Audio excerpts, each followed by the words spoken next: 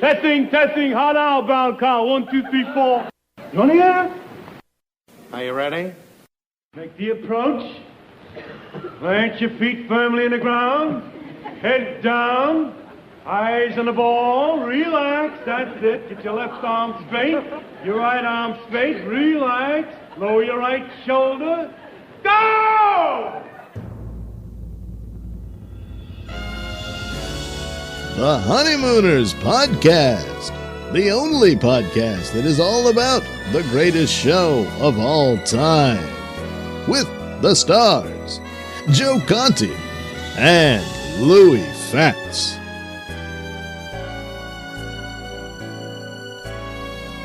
Welcome, fellow raccoons and members of the Women's Auxiliary. What's happening, all you Hurricanes, Bensonhurst Bombers, and all you Harvey brother-in-laws of Trixies of the world out there or something. You're listening to the Honeymooners Podcast with me, Joe Conti, and my pal, Louis Fatts. Well, it was no surprise to Mrs. Finley.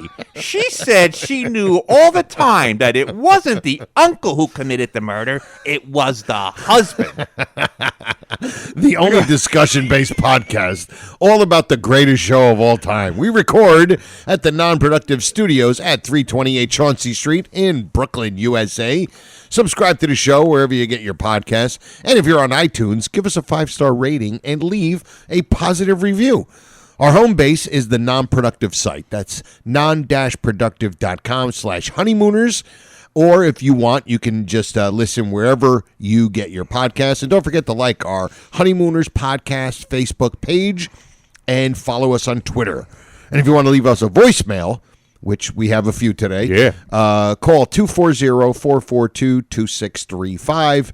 And you can email us at bangzoom1956@gmail.com. And what's happening, Lou? Joe, number 61. Yes. We're getting into that number. Yeah. It's a little difficult. Yeah, a little, either some obscure baseball player or an offensive lineman that nobody knows. It's like one of those spring training numbers in baseball. Or used to be back in the day. Yeah. But yes. We have a 61. But Curly Culp, Kansas City Chiefs, Super Bowl IV. Right. Remember that team? Was he? I don't know. He was actually, he's credited with being like one of the first really nose tackles. Oh, when Hank Stram, they used to be. It was just set up as the 4-3. You know, you had your two defensive tackles basically over the guards, right, and your two ends over the tackles, right. Hank Stram moved him over to go right on the nose of the center, and is that where? And that's basically where this nose tackle position, called it, then that's nose tackle position, basically started with Curly. He was a strong guy. He was an NCAA wrestling champ. I think he defeated Killer Kowalski. Did he lose to Slugger Simpson? Over at Ridgewood. Listen, he better be in tough with the name Curly Culp. I mean, oh God, talk about getting bullied for that. So that was it. He ended his career with, I believe, Houston Oilers at the time, and he didn't wear 61 with them. But oh well, Sluggery. Well, first of all, before we even get started, we want to thank and also tell you about our sponsor, the great Silk City Hot Sauce. Our pal, Jeff Kingfish Levinsky, a Jersey guy, a Honeymooners guy, who has some great homemade hot sauces. Yes, they're homemade, pal. How can you go wrong? Can't hurt you. Right? You can have some of the like my favorite, the Chipotle, and Lou's favorite. Oh, Badass Jew. The Badass Jew, exactly. So what you do is you go to SilkCityHotSauce.com, get your favorite hot sauce, and then when you go to your checkout counter, put RX in the coupon code and get yourself 15% off and get yourself a free bottle of Sriracha. Yeah, cherry sriracha. Cherry Sriracha, that's right. And you're supporting a fellow raccoon. Yes, you are. You really are. Mm-hmm. So real quick, before we even get started, we missed a couple of weeks because I had gotten the COVID. You did. And all you guys out there, thank you for all the kind words. I got lucky. I had a very, very mild case. And I know I was measled. My wife would throw me a bag of steak. Because we quarantined, and my wife, we stayed away from each other. Here's your steak. And she would throw my steak at me. like I'm a circus freak. Throwing a fish to a seal. Yeah. So, you know what? I just told Lou this before, and I'll just mention it real quick. Because we're quarantined, we're watching so much stuff. Yeah. And I ended up watching My Fair Lady. Yeah. Right. And I was really enjoying it because we happened to just watch a documentary about Audrey Hepburn, which was good. And then we watched My Fair Lady. But I was watching Rex Harrison because his, if anybody doesn't know, I'm a big Family Guy fan. And the baby Stewie, his voice is based on Rex Harrison. So I'm listening to Rex Harrison and I'm cracking up laughing. But in the movie is the great Tony Amico. This towering giant of a man playing the butler. Yeah, he's playing the butler for Rex Harrison. And I'm sitting there with my wife. I'm like, honey, that's Tony D'Amico. She's like, what? I'm like, Tony D'Amico. And she's like, it must be a Honeymooners thing, right? I'm like, yeah. Okay, Anyway. let's watch the movie. Okay, I'll be quiet. This movie's nothing without Tony Amico. I'm telling you right now. The guy carried the whole movie. Harrison and Hepburn, nothing. I know, really. What would it? John Holland carried that movie. All right. So, just speaking of that, can I mention what I've been watching? Oh, yes, of course. Okay. Sometimes I take a honeymooner hiatus. You know, you have to do these. So We allow it. we allow, right? So, so my new thing now is Car 54. Where are you? It's just a great, funny show. Took place in 1960, 61, 62. Okay. And the characters that are popping up, I saw Harvey the other night. I saw Bascom / Robert / Dr. Hyman. He shows up. And then there's just tons of people. Yeah. You know, like great. Like a young Larry Storch was the other. And they just keep on. You said a Charles Nelson Riley? Charles Nelson Riley, a young Charles Nelson Riley. It's just a great. So if anybody, if you can get, I mean, I have the Fire Stick now, so I can get all these shows. If you can, it's just a good. It's just an alternative to the Honeymooners. Right. You know, and it's a great cast. Joey Ross and Fred Gwynn and Al Lewis. Great cast. And didn't one of the voicemails, I think it was Andrew, was talking about how he liked on the Honeymooners the fact that there were some characters that were ethnic characters playing other ethnic that's characters. What he said. He liked the fact that ethnic people were playing ethnic people. And in Car 54, if you look at the show, it's very, you know, for the time, 61, 62. Right. They have a lot of ethnic people, and which kind of would make up, because they're in the Bronx. This takes place in the Bronx. Right. Which would make up the police department in the Bronx at the time. Realistically. It's realistic. Yeah. So it's very realistic. Yeah. So, Like, and there was Nipsey Russell's in there. Plays Anderson, yeah. So this is great. It's just it's just a funny show. Yeah. And I've been enjoying it. So that's I always remember seeing the commercials for it on Nick at Night when I was in my 20s, and I would just remember seeing the guy go, ooh, ooh. Joey Ross, that was his thing. That was like his thing. That's his thing. Yeah. And again, he said that I read a little bit up on him, and he's saying that ooh, ooh thing came from him, like a Ralph Cramden type thing, forgetting his line. And he would substitute the ooh, ooh in there to get him his thought pattern back. Really? Yeah. Oh, that's cool. And it became his signature. I like that. So Tony. So that's it. Okay, so enough of that. Yeah, well, and we'll see how it goes with that. So, what we want to do, we have a couple of voicemails that we wanted to play, and one is from one of our pals on one of the Honeymooner pals. It's where is it? Bruce. Here we go. Joey, Louie, this is Bruce. Just calling in. I want to thank you guys for, keeping the greatest show of all time alive. I literally watch the show every night, especially when I'm at work during my graveyard shift. I love the show, especially the lost episodes. A lot of people don't like them, but I love them. But hey, can you turn that down over there? Like, what are you watching? I'm watching Charlie Chan. Charlie Chan? Oh, she's all right. Anyways, but thank you guys for keeping the show alive. Keep it up. Louie, Joey, keep it up, okay? Hope you guys continue this for a long time. Take it easy. Thank you, Bruce. Perfect voicemail, because you know what? He got his point out, and he even threw in a little sketch with his wife. I'm watching Charlie Chan.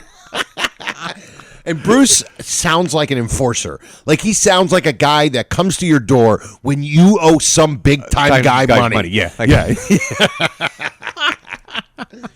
So, Bruce, once again, thank you for the voicemail. We totally appreciate it. That was great. Man. That was great. very, very good. So, what we want to do is you know what? I really don't have to say anything except this. My favorite song again. And now, the Honeymooners podcast presents It's not in the top hand drawer. the flub of the week.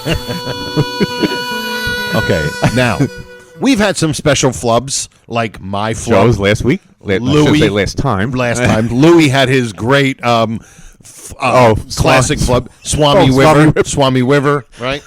So, we've had unique flubs that were not actually from the honeymoon, from the actual show. Well, this is in the same vein. Yes, go. All right, here we go. Hey, Louie and Joe, it's Mark and Doreen. Per Louie's request, we're going to play out the rest of her grandfather's scene in the Bronx Bomber. Here goes nothing. Hey, what are you doing? Out of my way, buddy. Hey, get a load of fatso there. Just a moment. What did you say? I said get a load of fatso there. Want to make something out of it? I certainly do. And let that be a lesson to you. So you're saying to yourself, well, why are you playing that when it comes to a flub? Yeah. And this next voicemail will explain it. Hey, Louie and Joe, it's Mark and Doreen. Like Jackie Gleason, I don't rehearse, so I messed up the first one. So we're going to try to play out the scene of the Bensonhurst Farmer. Here goes nothing. Hey, what are you doing? Out of my way, buddy. Hey, get a load of fatso there. Just a moment. What did you say? I said get a load of fatso there. Want to make something out of it? I certainly do. And let that be a lesson to you. Oh, man. Beautiful. Oh, my absolute God. perfection. Oh, my God. I you brought tears to my eyes. I got tears in my eyes right now. You couldn't do that any better. Couldn't do it any better. They just did that. They did it better. Oh, they couldn't have done it any better. And then the fact that it's Mike O'Dowd's granddaughter, Yes. who, let me tell you something, she shines over her husband. Oh, yeah. Well, Her get a lot of fatso. It's just so funny. But here's the one thing, and you don't know this. In the voicemail thing, it has it for most of them, it'll actually, because I guess it catches the voice and it prints what the voicemail is. If it's too long, it won't print the whole thing. Right. But because of his New York, Jersey, whatever he's got going on, whatever that thick accent is, and I we think all he's know. originally from Brooklyn. There you go. Exactly. And now he's in Jersey. Well, so it says. So I'm going. Now what he said was, so I'm going to play out the scene of the Bensonhurst bomber. Here goes nothing. But you know what it says? So I'm going to play out the scene of the Bensonhurst farmer. Here goes nothing. So he goes, the Bensonhurst bomber, and it thought it said farmer, which I just found to be so funny. But Mark and Doreen, Oh, my again, God, that was thank great. you. The continuation of the full scene with the great Mike O'Dowd. Oh, my God. His great, wonderful granddaughter. Not great-granddaughter, but wonderful granddaughter. Wonderful granddaughter. Yes. To do that. And that mediocre husband of hers. Yeah. Yeah, you almost ruined it for her, all right? You're not letting her shine enough, but thank you. Great, because they had it really wasn't a flub, but they didn't do it perfectly. But the fact that he had to send us another email to correct it. So let's throw this in as flub of the week. Exactly. So let's throw that into flub of the week. So, which is an honor, I would say. I would definitely say so. Yeah. So now, I can't believe I'm about to do this, and you'll see why. All right, another one of our great bits, And here it is. And now, from the observation deck overlooking the Johnson Building at 328 Chauncey Street, the Honeymooners podcast presents Louie's Observation. All right, I'm giving you until the music ends, everybody. Why do you think I am so disgusted and laughing at the same time because of what's about to happen? Louie, so you have an observation, right? Yes, I do, Joe. What episode is that from? The one with True to Hat. What is that called? Trapped? I think it's called Trapped. Is it called Trapped? Something like that, yeah. Unbelievable. Who suggested we should change the name of the show to The Trapped I Show? think it was featuring Mark. Yes. Featuring the Honeymoon. I can't believe we're doing another observation from Trapped. I can't And we're not done because we discussed another one before. Oh, my God. We'll save that one for next week. All right, so here we go. Yes. This, I don't know what the observation is. I don't know what this is. And it's from the moment of the gunshot. Yes. Here we go. Joe's favorite line.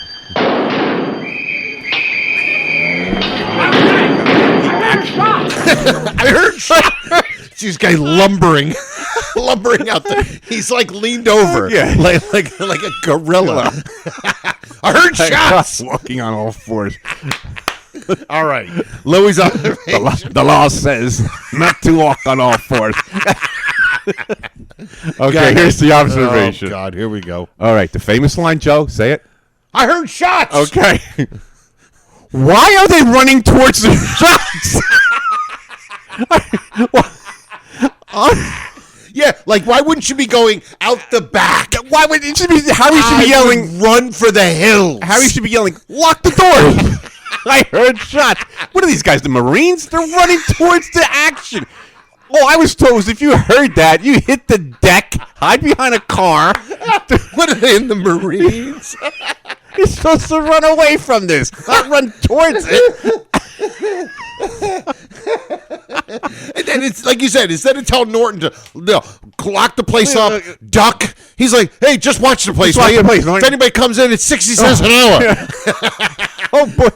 See this guy Bibbo coming down the street? 60 cents an hour. He wants to shoot some fool. Yeah, first the guy shot the night watchman. Now he wants to shoot some pool. Let's play some 9-ball. Oh, my God, dude. Can we end this? Because now my stomach hurts from laughing so much. That is such a great, funny observation. I'm like, what? Watching? Like, where are they going? Why are you running towards the shots? Not even like in trepidation. Like, oh my God, what was that? No, yeah. Looking, peeking. I heard they bolted out of there. What are they? That guy was like Curly Culp. What are they? After running back. Oh my God, that might be the name of this episode. Oh, Louie, this is in my top 3. Is that okay? Favorite, I'm glad you liked it. Favorite observation, Joe. It's one word. Trapped.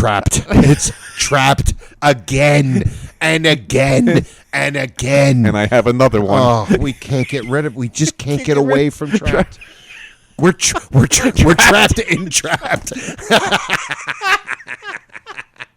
Oh my God. Goodness! Oh, wow, man, we're both wiping our eyes. Oh, I am. I hope you guys are enjoying this. Yeah, really. If you're enjoying this a quarter as much as we are, we're doing a good job. We're succeeding because oh my God, I'm so glad you didn't tell me. Yeah, I didn't want to. I didn't want to, Joe, because I had to surprise you with this. Because I know it's your favorite line. I heard shots. I know it's your favorite line out of that whole episode. I heard shots, and I say, so let me embellish on Joe's favorite line here, and not going to tell him. So anyway, and we did notice that when Ralph leaves. Yeah. And Norton is shooting. Yes. When the shots go, again, I apologize if I gush over Art Carney. Yeah. But the way he is scared, obviously, the pool cue almost goes flying out of his hands. Yeah. He pirouettes. Yeah. His hat almost flies off, back down, and then drops it. I mean, it was just, like we said, it's like watching ballet. Yeah, it is. Between Gleason being a 300-pound guy so light on his feet and Art Carney with his physicality. Yes. It's just go back. Watch the episode. I think it's called... it starts with a T. Trapped. Trapped, yeah. TV or not TV trapped? No, just trapped. Okay. Unconventional trapped? No. Okay. Trapped. Just trapped. Okay. One word. It says it all. Watch that, because I think that's almost like something where maybe we don't, because we know what's happening, and so we actually almost like picture in our head the shots. Yes. We're not really watching Carney. And just today, I just really, really noticed how just, again, with his physicality, it's just so funny. Yes. Just go back, watch that episode called Trapped. Yeah. And just watch when the gunshots, and watch Art Carney and his great physicality. Just brilliant as usual. Nothing new, but still. Once again, trapped. Joe, speaking about that, Art Carney to me comes across as very athletic. Yeah, he was in the Navy. Yeah, he was in Navy. Yeah, right. No, he was in the Army. He's in the Navy in the series, but he was actually in the Army. But he seems to be very athletic. That you said when he's actually shooting pool, he knows what he's doing. Yeah, he might not be. And he might not have been as good as Gleason, but he knew how to play. You could just tell by the stroke. That's all you got to do is tell by the stroke. And also, even when he's doing that, during the Bensonhurst bomber, when he's doing that kind of shadow box type thing, right? You could see his moves, very athletic. Yeah, it almost even when he's outside doing the Slugger Simpson thing. Yeah, he's got very athletic moves. So yes, and I'm assuming I think. I don't know for sure, but I thought I read or heard somewhere that he did some sort of amateur boxing. Don't quote me on that. Like a couple of months, though. It was only like 3 or 4 months. Yeah. But he was, and they all did back then. Boxing was big. And the fact that he had a permanent limp that you never saw. Right. You never really notice it, except when he pirouetted or did something. But you can never tell because his moves were so good. It was like shot in the foot, I believe. I think in the foot or the leg or something like that. Yeah. But just just great. He heard shots.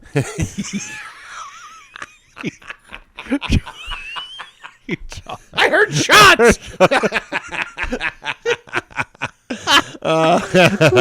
Oh my goodness! All right, so where are we? Yeah, where are we? All right, I got it. I know where we're at. Okay, we're gonna do another bit. Today is we're mixing it up nice. Yeah. We got some bits, some just some good funny things, bits but and skits and here we go.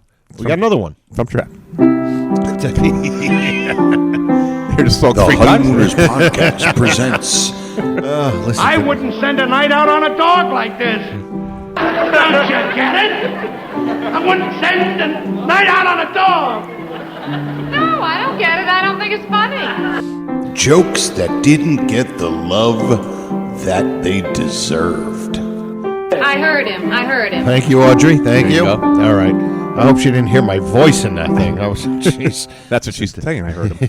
Yeah. No, not funny. I heard him. Did you hear that? Yeah, I heard him. Okay, so we have a joke that bombed that we thought was, a pretty funny joke, but it goes to and I'll explain not a afterwards. Buster, but it was a clever joke, yeah. And it was from Young at Heart, and it was from young Judy Connors. And here it is. Camden, Freddie was so icky, a real termite, strictly out of the wood. Besides, he was a mere child. Wallace is a real man. Well, just how old is this Wallace? He's almost 18. Oh. He's a real man of the world, and I've got a date with him tonight. He's a real man. How old is he? He's almost 18. That's a funny line. Yeah. You know what I mean? But to Louie's point, it's a live audience. They're not expecting Judy Connors to say something. Now, they giggled at her when she said strictly out of the wood. But that was terminology that they knew. Yeah, I was going to say that it's probably something, at the time, right. Popular, like you say, popular terminology. Well, they said for this episode. Oh, yeah. They filled it up with young I don't know about just teenagers, but they filled it with young people. Right. And obviously because it was a Young at Heart episode. Mm-hmm. So they probably picked up on the whole thing. Oh, it's strictly out of the wood. Termite, strictly out of the wood. So, but for them to think of that, Like they just didn't. They didn't think it was funny. They didn't think it was funny. Like an adult would think it's funnier, like saying 18, a man of the world. Man of the world? Really? They probably thought, oh, wow, he is a man of the world. No, he's not. Especially then, like little kids in the audience. Yeah, I'm like, he is 18. Is a man isn't of the 18 world. old? Yeah, I'm 14. Look at me, I'm 13. And like you say, you're not expecting a Judy Yes. Connors Yes. to come out with some hilarious line because it's not Jackie Gleason or Art Carney or Audrey. Right, exactly. So we just thought that was perfect enough for that, and then we'll see what we can do with that. All right. Now we have another. Now this is a double thing, and this I'm doing this partly just for Lou, but it's I don't know about this. Yeah, I told you about it. Oh, you did? Okay. Yeah, it's sort of it's sort of a Louis observation, but it's my observation. It's Joe. No, this is Joe's observation. It's a Louis observation. It's always a Louis observation, you know. So we don't have to play it again. That's brought to you by Joe. And this is from The Golfer, and it's with our favorite one and doneer, Mr. Douglas, and here is my little observation. Okay. It's when Mr. Douglas comes in the apartment.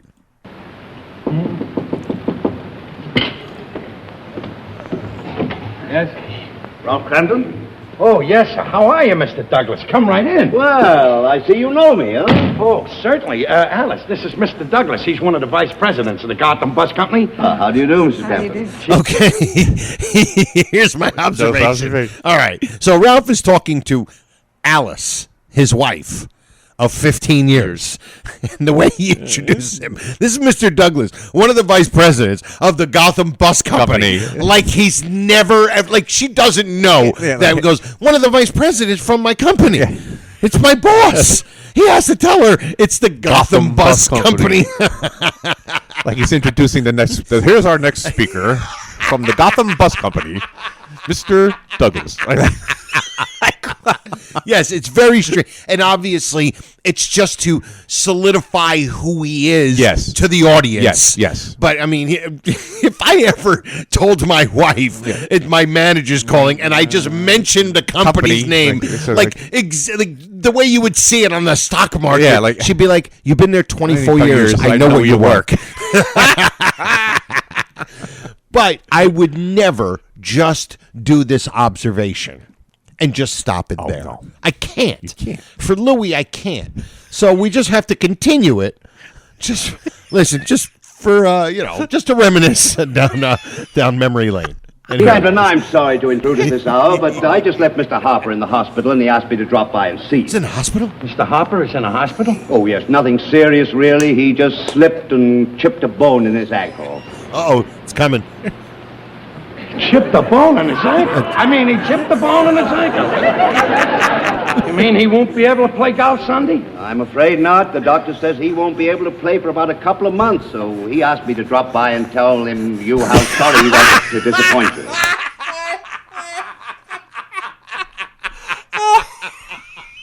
I'm sorry, it never gets old.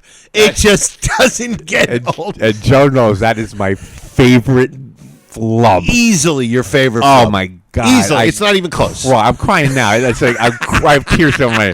It's like anticipating it. It's like when I'm watching The Three Stooges and I know it's coming, and I'm laughing before it happens. Knowing that it's coming. Yeah. And this is the same thing with this one. And even if, and of course, none of us remember the first time we seen it. No, you don't. But That's the best part of it is you can. It's like I was telling Lou, if you were looking at somebody from across the street walking down the sidewalk, and they tripped and they start to fall. They don't just trip and fall right away. They trip and they're like stumbling and bumbling, and they're trying to gather themselves. They're trying to gather themselves, and you're watching it the whole time, and it feels like an hour. Yeah.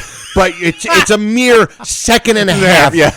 But to watch it like up, and then, and that's what it for about a couple of months or something like that, some time frame. And then when you said he said slipped, when in the beginning before he actually says the flub, you could see him. This is when this is the actual trip. Because slipped, it could have been trip. Yes, right. Now we said there was that pause in there because it was slipped or tripped and chipped. Yes. All together. That's one. It's like a big giant gumbo of spoonerisms right there. Like if Mr. President was saying that, forget it. Forget it. That would have been great. It's slipped, tripped, tripped. Thank you, sir. Couldn't think of the word. Yeah, him, you, us. Sorry, sir. You, me, her. Couldn't think of the word. So I just had to throw that in on top of my little observation. Oh man, was that worth it? Was that worth it? Oh man, I'm telling you, I haven't. Although I did watch a movie the other night that we laughed so hard, but I haven't laughed this hard in 2 weeks, at least. Yeah. So, thank you. I needed this, and hopefully everybody today listening appreciate how funny this is, because I sure do. Thank you. All right. I am ready for a little. Where is it? Hold on. Another. We're here. We're here. Oh yeah. Oh man. We're already at 30 minutes. Oh wow. This is like flying by. This blew by, and this will take up some time. Believe me. And here we go.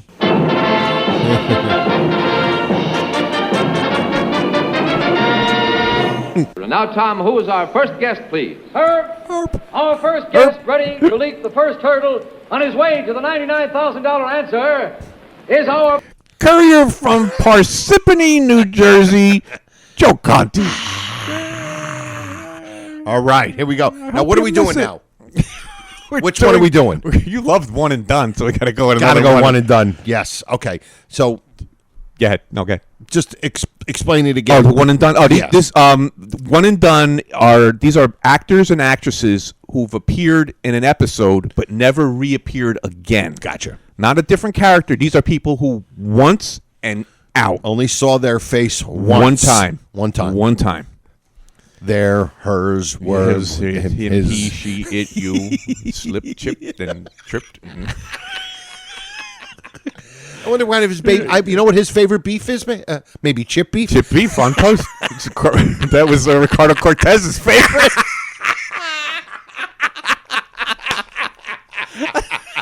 Oh, what a great pile on to that bad joke. Great. So funny. Oh, to our friend Andrew, Ricardo Cortez was Jewish.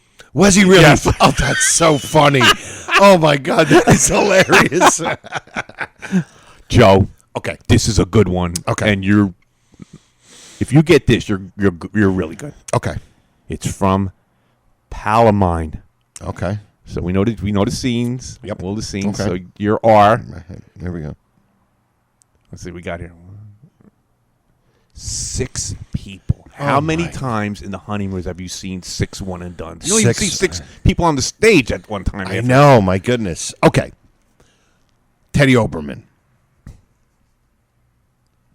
Yes. Teddy Oberman is 1. Mm-hmm. Oh, actually, just 7. Okay. Teddy Oberman. I actually forgot about Teddy Oberman. Here we go. Right. Teddy Oberman. We got Teddy Oberman. Okay. I have him written down. The nurse. The nurse at the reception desk. Right? Yes. That's 2. Then there's. He was hurt. Yes. Man at the door. Man at the door. Yes, he was. Okay. The yes, he was guy. Yes, he was. That's right. You got 3 so far. And I need 4 more. 4 more. Oh, my God. 2 guys. 2 of the guys that came down. The one guy who was the last guy running out. The tall guy. The tall guy who had steps of a 3-year-old. Yeah. Right. He couldn't take long steps. He was high stepping. There were 2 of those. You got that right. Because the third guy in there was Victor Rendina, I believe. Yes. Who also has always been in a million. I'm sorry. Yeah, exactly. Okay, so now what do we got now? We're down to 2. Oh, you need 2 more. 2 more. Palomine.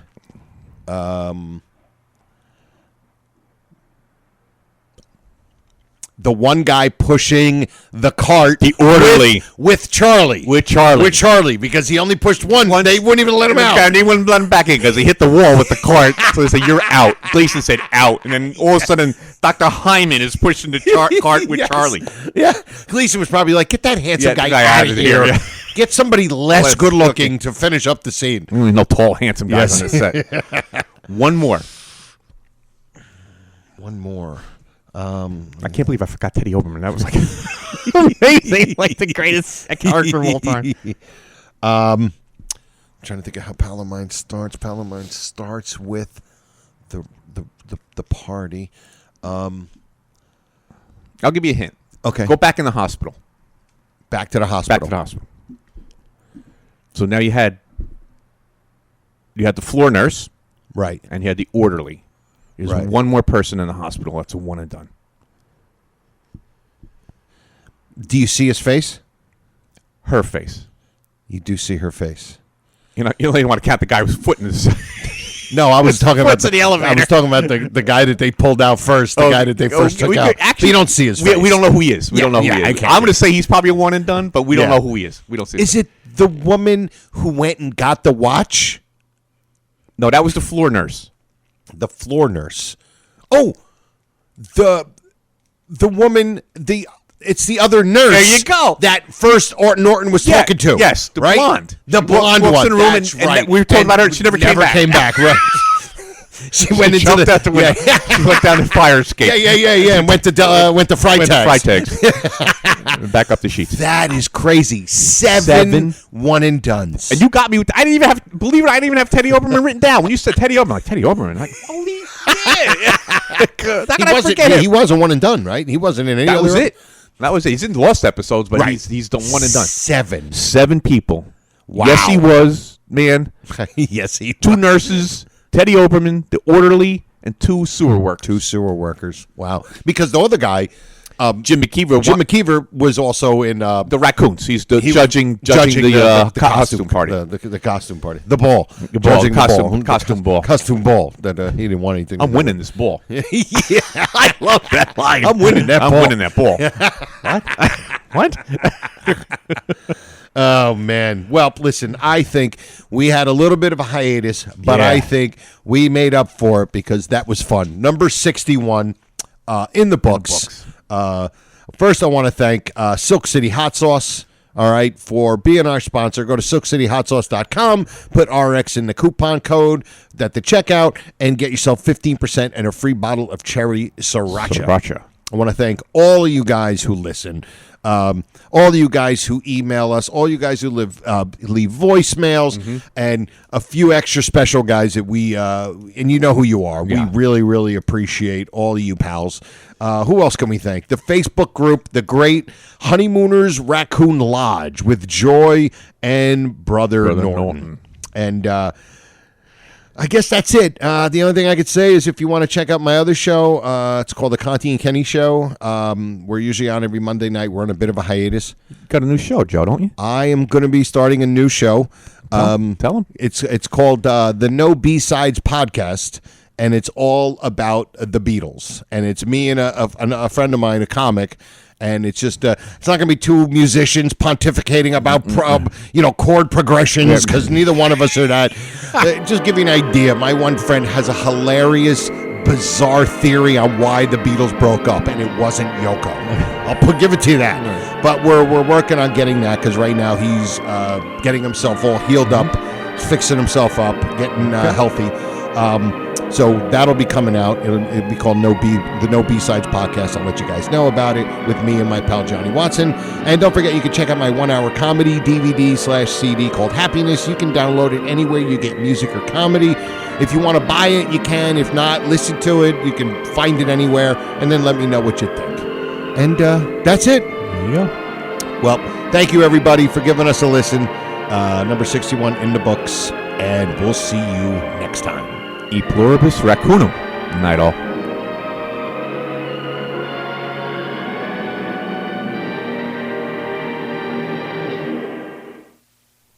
Good night. Good Thank night. you. Good night. We'll have to do this again real soon. How about tomorrow night? This has been a non-productive media presentation. Executive producer Frank Hablawi. This program and many others like it on the Non-Productive Network is distributed under a Creative Commons Attribution Non-Commercial No Derivatives license. Please share it, but ask before trying to change it or sell it. For more information, visit non-productive.com.